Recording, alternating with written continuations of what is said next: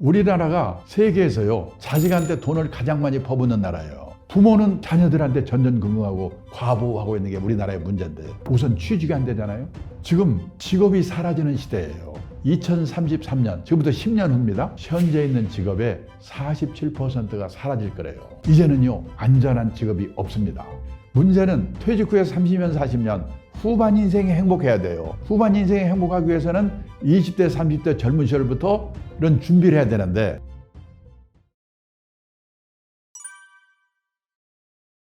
지금 직업이 사라지는 시대예요. 취직이 어렵죠.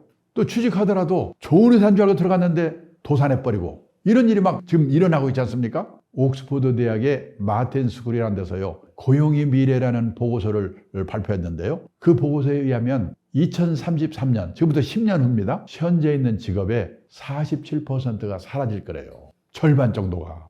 그러니까 혹시 내가 하고 있는 일이 사라지면 어떻게 될까? 그러니까 그 새로운 그거에 맞는 내 대응을 해야 돼요. 제가요, 1973년 가을에 취직을 할 때요, 그때 은행이 최고 직장이었거든요. 연봉도 많이 주고. 그래서 제가 은행에 취직한 사람들은 가서 뭘 하는가 봤더니요, 대부분 사람들이 지점에 배치가 돼가지고 돈 계산하고 돈 세는 거, 주판, 돈 세면서 계산하면서 고액 연봉을 받더라고요. 근데 지금 돈은 누가 셉니까? 계산은 누가 합니까? 기계가 하잖아요. 그 일은 사라진 거예요. 그때 주판 잘 노는 사람이 이거였어요. 지금 주판 잘 노는 사람 누가 알아줍니까? 그런 식으로 직업이 사라지는 거예요. 그리고요, 퇴직 연령이 빨라지는 거예요. 재작년에 잡코리아라는 취업 컨설팅 업체가 발표한 자료를 보니까 우리나라 40세 이상 직장인이 체감하는 평균 퇴직 연령이 51.7세라고 하더라고요. 공기업도 53.8세, 그리고 중소기업은 51.7세, 대기업은 49.5세래요. 그리고 지금 현재 고용 상태에 불안을 느끼고 내가 언제 잘릴지 몰라, 이런 생각을 갖고 있는 사람이 77%라는 겁니다. 그런데요, 이렇게 불안한 시대이면서 또 한편으로는 없던 일이 새로 생겨요. 그걸 창직의 시대라고 합니다. 우리나라에 정식 등록된 직업수가요, 5년마다 발표하는데 2019년만 해도 17,000개 정도였거든요. 그 당시에 일본은요 25,000개, 미국은 3650개라고 하더라고요. 지금 생각지도 않은 일들이 많이 생깁니다. 아이패드 화가, 반려동물 장애사, 인터넷 장애사. 저는 인터넷 장애사가 뭔가 했더니 과거 흔적 지워주는 거랍니다. 그다음에 정리 컨설턴트. 지나고 생각해 보니까 왜 지금 제가 75세까지 일을 하게 됐느냐. 2000년 초에요, 펀드를 운용하는 자산운용사의 대표를 하고 있는데 그걸 운용하면서 보니까 자산운용업이 성공을 하기 위해서는 운용만 잘해도 되는 게 아니라 투자자들이 단기 시황에 쫓겨가지고 샀다 팔았다 반복해서는 안 되는구나. 장기 투자, 분산 투자 원칙을 지키도록 이 투자자분들을 설득하는 일이 중요하구나. 미국, 일본의 제 나이 또래 된 친구들을 보니까 뭘 하는가 봤더니요, 투자 교육이라는 걸 하더라고요. 그래서 제가 투자 교육을 시작했어요. 그걸 하다 보니까 베이비붐 세대들이 은퇴가 시작되면서 저한테 노후 문제를 질문하는 거예요. 대답을 해야 되니까 공부를 해야 되죠. 제가 지금 저보고 사람들이 노후 설계 전문가라고 그래요. 제가 50년 전에 이 업계에 들어올 때요, 50년 후에 노후 설계 전문가라고 불리면서 일할지는 꿈에도 생각 안 했거든요. 이게 뭐냐? 직업이 사라지면서 새로운 직업이 생기는 시대이기 때문에 그거를 뭔가 했기 때문에 이게 가능한 겁니다. 자녀 문제가 중요해요. 우리나라가 세계에서요, 자식한테 돈을 가장 많이 퍼붓는 나라예요. 과소비 이런 말들을 많이 하시는데요, 중남미라든지 이태리하고 비교하면 우리나라처럼 근검 전략하는 나라가 없거든요. 예를 들어서 루이비통 백을 산다. 그거 100개 삽니까? 한 개 사면 끝나잖아요. 그러니까 그렇게 쓰는 돈은 큰 문제가 아니에요. 뭐가 문제냐? 자식한테 돈을 많이 퍼붓는 나라예요. 작년에 미국 CNN 방송에서요, 주요국의 애들 0세에서 18세까지 자녀 양육비로 들어가는 돈의 합계를 GDP로 나눠봤더니요, 비율이 1등인 나라가 한국, 2등이 중국, 3등이 이태리래요. 그러니까 우리가 소득 대비 세계에서 자식한테 돈을 가장 많이 퍼붓는 나라. 뭔 돈을 퍼붓는 거 아시죠? 학비, 과외비, 결혼비용, 그 다음에 사업자금, 이런 거 퍼붓는 거 아니에요. 근데 문제는 우리 애들이 냉혹한 사회를 만나가지고 어렵잖아요. 일본 책 중에 냉혹한 사회, 젊은이들에게 냉혹한 사회, 자녀를 과보호하는 부모, 이게 문제라고 얘기하더라고요. 우리나라도 마찬가지예요. 사회는 우리 새끼들한테 냉혹한 사회인데 부모는 자녀들한테 전전긍긍하고 과보호하고 있는 게 우리나라의 문제인데 우선 취직이 안 되잖아요. 작년에 일본의 취업률은 대졸 취업률은 96%였습니다. 근데 우리나라가 68%인데요. 여기에 군대 간 애들, 대학원 간 애들 또 취직이라고 포함됐거든요. 그게 취직입니까? 그거 빼버리면요 50%대로 떨어질 거예요. 그렇게 돈을 처발랐는데 취직하는 애들은 둘 중에 하나밖에 없으니까 얼마나 심각한 일입니까? 그러면 50% 안에 들어가서 취직만 하면 만수무강인가? 아니에요. 여기 경희대학교 신동균 교수님이 발표한 건데 남자가 주 직장에서 45세까지 근무할 확률 60세도 아닙니다. 50년 이전 출생자는 7, 80%였는데 60년 이후 출생자는 20%대예요. 이제는요 3년 다니다 관두고 취직해서 또 관두고 취직해서 또 관두고 평생에 6번 정도를 이직을 해야 겨우 60까지 되는 세상이에요. 이렇게 지금 힘든 세상이에요. 고성장 시대에는요 신규 채용이 많기 때문에 과외 공부해가지고 좋은 대학 들어가서 취직하면 됐거든요. 근데 저성장 시대에는 요즘 신규 채용이 별로 없잖아요. 그러니까 뭐냐? 중소기업 같은 데 들어가가지고 몇 번 이직하면서 좋은 회사로 옮겨가야 돼요. 옮겨갈 때 저기서 나를 뭘 뽑냐? 학벌? 스펙? 아니에요. 이 친구가 우리가 시키려고 하는 일을 잘하는가 못하는가 전문성을 보는 거예요. 그 다음에 평판 한마디로 인간성이 됐는가 안 됐는가 거기서 걸리면 끝이에요. 요즘요 대기업 인사 담당자들이 자기들끼리 모여서 그런답니다. 속지 말자 학벌 다시 보자 스펙. 얼마나 속았으면 그러겠어요. 취직을 했는데 변호사가 됐다고 가정하겠습니다. 변호사는 요즘 쉽습니까? 재작년에요 저희 업계에서 사내 변호사 한 명을 뽑는데요 변호사가 50명 모였어요. 왜 그런지 아십니까? 우리나라 변호사 1번 등록이 1906년에 나왔답니다. 10,000번째 등록이 2006년. 그때 변호사는 끝내줬죠. 귀하니까. 근데 또 10,000명 늘어나는데 8년. 또 10,000명 늘어나는데 5년. 지금 변호사 34,000명이래요. 일이 없으니까 변호사가 세무사, 법무사 일 뺏는다고 지금 난리잖아요. 요즘 의대 정원 늘리는 문제 때문에 지금 시끄럽죠? 두고 보세요. 지금 초등학교에 의대반이 생기고 난리인데 그 사람들이 의사 됐을 때 변호사처럼 되지 말라는 법이 어디 있습니까? 이제는요 안전한 직업이 없습니다. 그래서 뭐냐 우리 애들도 이 시대에 맞는 제대로 된 직업관을 갖는 거. 경산남도 거창고등학교 유명하잖아요. 강당에 있는 직업선택 시계명 1번 월급 많이 준 데 가지 마라. 이제 월급은요 회사가 주고 나라가 주는 게 아니라 내가 남다른 주특기가 있어가지고요 적은 금액이라도 회사를 옮겨서라도 오래오래 다녀야 돼요. 100세 시대에는. 남들이 몰려가는 데는 절대 가지 마라. 요즘 대기업 입사 경쟁률 200대 1, 300대 1을 그난리 치는데요. 그 회사들이 40대 후반에 명퇴하고 난리잖아요. 제일 마지막에 부모와 마누라와 약혼자가 결사 반대인 데는 무조건 가라. 거기 가면 틀림없다. 근데 제가 50년 직장 생활을 해보니까 이 말이 맞습니다. 근데 이게 어떻게 가능하겠습니까? 부모 자식이 소신이 있어야지. 그리고 우리가요 중산층이 되기 위해서 애를 쓰는데 중산층이라는 게 뭔가 우리나라 중산층 기준 다 남의 눈을 의식한 겁니다. 아파트 30평 이상. 아파트의 평수가 신분의 상징이거든요. 근데 지금 미국, 일본 선진국에서는 작은 집 갖기 운동, 스몰 하우스 운동이 벌어지고 있어요. 자동차 2,000cc 이상. 신분의 상징이죠. 선진국에서는 갑자기 큰 차 타면 둘 중에 하나. 깡패 아니면 졸부래요. 미국의 중산층 기준 보세요. 그 사람이 내면으로 성숙된 사람인가. 자신의 주장에 떳떳할 것, 페어 플레이를 할 것, 사회적 약자를 도울 것, 부정과 불법에 저항하는 용기가 있을 것. 그리고 정기적으로 비평자는 정도 받아볼 것. 이 기준에 의하면 우리나라의 중산층이 몇 명이나 있겠습니까? 이 저성장 결핍의 시대에 젊을 때는요 뭔가 일을 해서 먹고 살 수가 있기 때문에 문제는 퇴직 후에 30년, 40년 후반 인생이 행복해야 돼요. 후반 인생이 행복하기 위해서는 20대, 30대 젊은 시절부터 이런 준비를 해야 되는데 저는요 연령대별로 그럼 어떤 준비를 해야 되는가를 간단히 말씀을 드리는데 만약 내가 40대다 그러면 20대, 30대 했어야 될 일을 안 했다면 소급해서 해야 되는 거예요. 예를 들어서 20대다 그러면 지금 해야 될 일을 하면서 40대, 50대, 60대, 70대는 이런 식의 준비를 해야 되는구나. 그걸 미리 마음으로 작정을 해둬야 되는 거예요. 자 우선요 20, 30대에 준비해야 될 게 뭐냐. 가장 중요한 게 뭐냐면 20, 30대에는 삼층연금, 국민연금, 퇴직연금, 개인연금으로 노후 최소 생활비 확보도록 연금 가입하고 열심히 붙는 게 중요해요. 우리가 선진국이라고 하면 노자금을 몇억 원씩 들고 있는 나라 이렇게 생각하는데 아니에요. 세상을 떠날 때까지 최소 생활비 정도를 공적, 사적 연금으로 확보하고 있는 나라가 선진국이거든요. 예를 들어서 독일, 미국, 일본 그 노인들에게 매달 주 수입원이 뭐예요?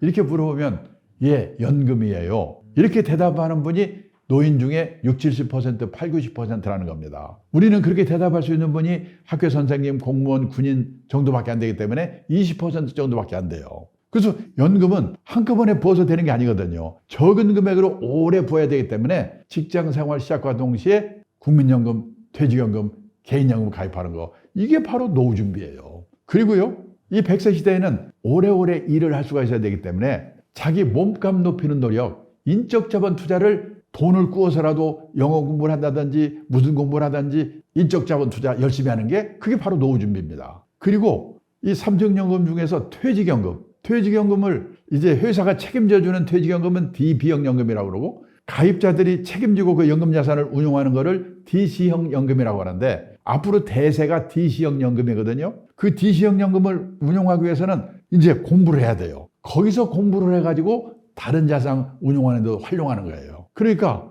삼성연금 중에 퇴직연금 중에 DC형 연금을 성의를 갖고 주인의식을 갖고 열심히 펀드 투자를 어떻게 해서 이 연금 수익을 높이지? 이런 공부를 해가지고 거기서 배운 지식으로 다른 자산 운용하는 데도 활용하는 거예요. 그것이 바로 20대, 30대가 해야 되는 노후 준비입니다. 엄청난 게 아니에요. 그리고 40대가 되면요, 건강에 슬슬 신호가 오거든요. 그 건강관리에 신경을 써야 되고, 그 다음에 신경을 써도 병이 올 수가 있으니까 중대질병보험 하나 들어두는 건강 리스크 관리를 시작해야 되고요. 또 하나가 40대에 중요한 건 뭐냐면 애들이 초등학교 고학년이 되기 시작하거든요. 그때 뭔 일을 해야 되냐? 부부가 어디 가서 제대로 자녀 교육 문제, 자녀 결혼 문제, 이거에 대한 제대로 된 연수를 받아가지고 공부를 해가지고요. 부부가 공통된 인식, 소신을 가지고 자녀 리스크 관리를 시작해야 돼요. 그게 30대, 40대 할 노후 준비입니다. 그리고 50대, 60대가 되면요, 사람마다 다른데 퇴직이 시작되거든요. 그러면 퇴직하기 전에 중요한 게 뭐냐? 가계자산의 구조조정을 해야 돼요. 빚 많은 사람은 빚을 줄이고, 그다음에 재산이 부동산밖에 없는 사람은 부동산과 금융자산의 비율을 적정한 비율을 맞추고, 이러는 가계자산 구조조정을 그때 시작해야 되고요. 그 다음에 퇴직 후에도 뭔가 할 일, 뭔 일을 하고 살까? 그 일을 준비하는 거. 그게 바로 50대, 60대가 해야 되는 노후 준비라는 것입니다. 그러니까 연령대별로 제가 이 말씀드린 거를 이미 시작을 안 하신 분은 빨리 소급해서 시작을 하시고, 앞으로 내가 나이 들어서 40대, 50대, 60대에 이런 일들이 나한테 생기기 시작하는구나. 그때 나는 어떻게 준비를 할까? 그런 생각을 하시라는 겁니다. 선진국이라고 하면 노후자금을 몇억 원씩 들고 있는 나라가 아니고 세상을 떠날 때까지 최소 생활비 정도를 공적 사적 연금으로 확보하고 있는 나라, 이게 선진국이라고 말씀드렸죠. 여기 보시다시피 미국, 일본, 독일의 노인분들에게 매달 주수입원이 뭐예요? 예, 연금이에요. 이렇게 대답하는 분이 60 내지 70%, 80 내지 90%라고 여기 나와 있지 않습니까? 근데 우리나라는 학교 선생님, 공무원, 군인 출신하고 일부밖에 없기 때문에 22% 정도예요. 그러면 그동안에 우리나라 노인들은 뭘 먹고 살았을까요? 1980년도만 해도요, 자식이 도와줬거든요. 자녀의 도움이 72%예요. 그런데요, 그게 2021년에는 14%로 줄어버렸어요. 뭐든지 우리는 화끈하니까. 이게 몇 년 지나서 조사 다시 하면 우리나라도요, 미국처럼 자녀의 도움이 주수입원인 비율이 미국처럼 0.7%, 일본처럼 1.9%, 독일처럼 0.4% 이렇게 될 거예요. 선진국 어느 나라도 자식이 부모의 주생활비를 도와주는 나라가 없습니다. 그래서요, 부부가 같이 국민연금 가입하는 거, 이게 중요해요. 직장인들은 자동적으로 가입하는데 가정 전업주부들은요, 가입할 의무는 없지만은 이미 가입이 가능합니다. 최저 금액이 9만 원이거든요. 그러니까 가정주부들이 최저 금액 9만 원씩 30세부터 60세까지 30년을 가입하면요, 세상 떠날 때까지 53만 8천 원씩 받아요. 남편 거 갚으면 절대 굶을 염려 같거든요. 국민연금. 그리고 직장인은 퇴직연금. 그걸로 모자라니까 한 달에 10만 원, 20만 원이라도 개인연금. 이 100세 시대에는 이 세 가지를 삼청연금이라고 한다고 그랬죠. 삼청연금으로 최소 생활비 확보하는 게 제일 중요하다. 나는 그 준비 못한 채로 이미 퇴직을 해버렸는데 이제 와서 어떡하지? 그러면요, 살고 있는 집, 고향의 땅 과감하게 은행에 맡겨놓고 생활비 받아 쓰다가 갈 때 정산하는 겁니다. 주택연금, 농지연금이에요. 어떤 분은 그러시죠. 그래도 갈 때 자식한테 집 한 채는 주고 가야지. 근데 생각해 보세요. 100살에 가면서 자식한테 집 줘봐야 그 자식 70살이거든요. 생각을 바꿔야 되는 거예요. 아까 퇴직연금에 대해서 말씀을 드렸는데 퇴직연금에 대해서 주인의식을 가져야 된다는 거예요.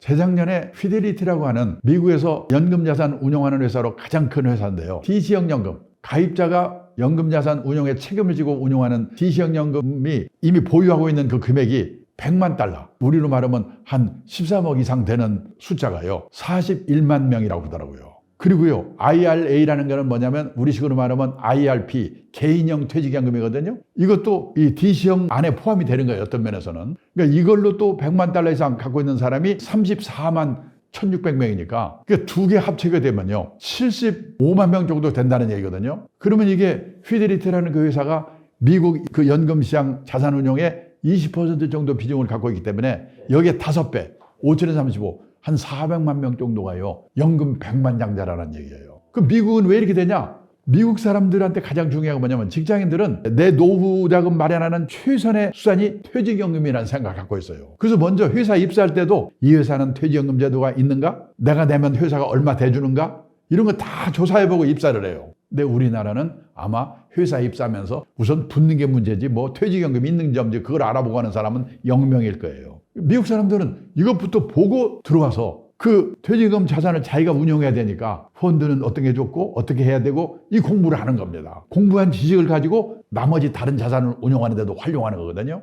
근데 우리나라는 퇴직연금에 대해서는 신경도 안 쓰고 그 방쳐놓은 채에 빚내가지고 비투하고 있잖아요. 이게 지금 우리나라의 문제예요. 이 미국 사람들은 무슨 생각을 갖고 있냐면은 퇴직연금이 DC형이라고 하는 것은 운용하는 책임이 가입자한테 있는데 거기에 펀드를 갖다 넣어서 투자를 하기 위해서는요, 투자 상품은 잘못하면 원금도 깨먹거든요. 그에 관한 공부를 해야 돼요. 그래서 회사에서도 그런 공부를 시켜주고 직원들 스스로도 그 공부를 스스로 열심히 해가지고 노후 대비 장기 자산 운용은 단기적으로는 떨어지고 올리고 그럴 수가 있다고 하더라도 장기적으로는 예금 금리보다 높은 수익률을 기대할 수 있는 주식이나 주식형 펀드에 운용해야 된다. 그런 마인드를 갖고 있는 거예요. 그리고 자기 책임하에 좋은 펀드를 고르는 노력, 공부를 하고 있거든요. 연금자산 운용이 예를 들어서 미국 같은 경우는 평균 한 8% 정도로 운용을 하고 있거든요. 우리나라는요, 연금 지금 수익률이 한 2% 정도밖에 안 돼요.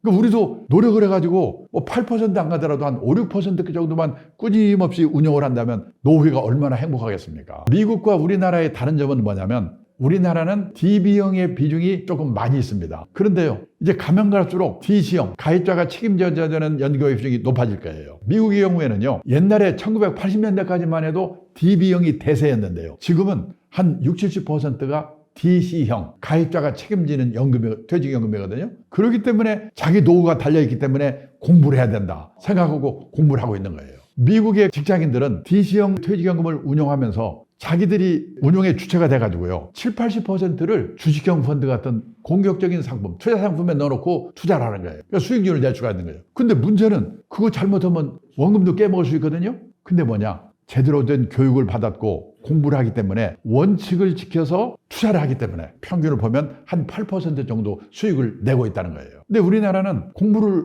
잘 하지도 않고 가끔 단기에 뭐 오른다고 그러면 샀다가 떨어진다면 또 팔아버리고 이러니까 수익률이 나질 않는 거예요. 펀드 투자에 관한 공부를 기본적으로 열심히 해야지 퇴직연금 자산 운용에 도움이 되는 겁니다. 우리나라의 경우에 DC형 연금이 지금 보시다시피 2% 정도의 수익률밖에 안 돼요. 근데 미국은 보시면요, 장기 평균이 한 8% 정도 됩니다. 근데 이웃나라 일본만 해도, 일본도 우리나라처럼 투자 교육이 잘 안 된 나라인데도 거기도 좀 열심히 좀 뒤늦게 시키고 있어가지고 일본은 우리와 미국의 한 중간쯤에 있습니다. 평균 수익률이 한 4% 정도 돼요. 하다못해 일본 수준으로까지만 해도 2%를 4% 정도까지만이라도 좀 올려놓으면 그나마라도 낫지 않겠나, 그런 생각을 합니다. 그럼 퇴직연금 수익률을 높이려면 어떻게 해야 되느냐? 관심을 가져야 돼요. 퇴직연금에 대해서 주인의식이 있어야 돼요. 기업의 입장에서는 잘못해가지고 회사 맘대로 투자상품 넣었다가 깨먹으면 원성을 듣거든요. 그게 그냥 원금 보장에다가 다 갖다 밀어넣어 버리잖아요. 퇴직연금이라고 하는 것은 펀드로 이번 달에도 10만 원, 다음 달에도 10만 원, 다음 달에도 10만 원, 20년, 30년, 40년 장기 적립식 투자를 하는 거거든요. 펀드를 장기로 적립식으로 투자하게 되면은 어떤 위력이 있는가? 어떤 분이요, 펀드 투자를 시작했습니다. 처음에 시작할 때 가격이 10,000원일 때 시작했습니다. 한 달에 10만 원씩 눈이 오나 비가 오나 적립을 시작했습니다. 그러면요, 10만 원씩 한 달에 투자하면 1년이면 얼마겠습니까? 12달이니까 120만 원이겠죠? 그게 10년 투자를 했다면 원금이 얼마가 되겠습니까? 1,200만 원이겠죠? 그런데요, 시작할 때는 10,000원에 시작했는데, 시작하자마자 펀드 가격이 떨어지기 시작하는 겁니다. 5년 동안 떨어져 가지고요, 5년 후에는요, 2,000원 정도로 떨어졌어요. 그러면 얼마나 김새겠습니까? 그래서 보통 우리나라의 경우에는 한 서너 달 넣다가 이렇게 계속 떨어지면요, 김새 가지고 그냥 빼버리거든요. 근데 이 사람은 아까 말씀드렸죠. 비가 오나 눈이 오나 넣었단 말이죠. 5년 후에 2,000원까지 떨어졌던 거가 그때부터 반등을 시작해가지고 다시 오르기 시작해서 5년 동안에 10,000원을 회복했어요. 그래서 10년 사이에 10,000원 했던 거가 2,000원까지 떨어졌다가 다시 10,000원이 됐다고 가정을 합니다. 그러면요, 매달 살 때마다 사는 가격이 다르겠죠. 10,000원에 샀다가 8,000원에도 사고 7,000원에도 사고 어떤 건 2,000원에 사고 어떤 것도 6,000원에 사고 그러겠죠. 그러면 10년 후에 원금은 1,200만 원이 들어갔는데 평가액이 얼마나 될까요? 이게 질문하면요, 1,200만 원 들어갔지, 10,000원에 시작했지, 2,000원까지 떨어져서 다시 10,000원 됐지. 그러니까 원래 금액으로 돌아왔으니까 뭐 그냥 평가액도 원금 근처에 있겠지. 뭐 1,200만 원이요. 이렇게 대답문이 많아요. 근데요, 놀랍게도 10년 후에 평가액이 2,410만 원이에요. 원금의 2배가 됐어요. 가격은 10,000원에서 10,000원 되돌아왔을 뿐인데. 왜 그럴까요? 2,000원, 3,000원, 4,000원 할 때는요, 만약 가격이 2,000원 떨어졌다. 기분은 더럽게 나쁘죠. 그런데 10,000원일 때는 한 개 샀다면 2,000원일 때는 5개를 사는 거예요. 2,000원에서 5개 사놓고 그다음부터는 조금만 올라도요, 회복 속도가 빠른 거예요. 그래가지고 가격이 원래 가격으로 돌아왔을 뿐인데 평가액은 2,410만 원이다. 그래서 장기로 10년, 20년 적립이 투자를 할 수 있는 거는 퇴직연금밖에 없거든요. 그러니까 내 퇴직연금을 우량 펀드를 골라가지고 눈이 오나 비가 오나 그 금액을 꾸준히 넣는 게 중요하다는 겁니다. 그러면 가격이 떨어지면 기분은 참 나쁘지만 그때는 수량을 많이 사거든요. 그래서 평균 단가를 낮춰주는 역할을 하는 거예요. 그거를 이해하셔야 된다는 거예요. 강남에 재건축이 많은 이유가 신도시 개발을 했기 때문에 많은 거고요. 이 많이 나올수록 사업성은 굉장히 좋다. 부동산 시장을 판단하실 때 전세 대출에 대한 정부의 양태를 잘 봐야 돼요. 성실히만 열심히 사는 사람들이 부자가 되기는 어려운 경우가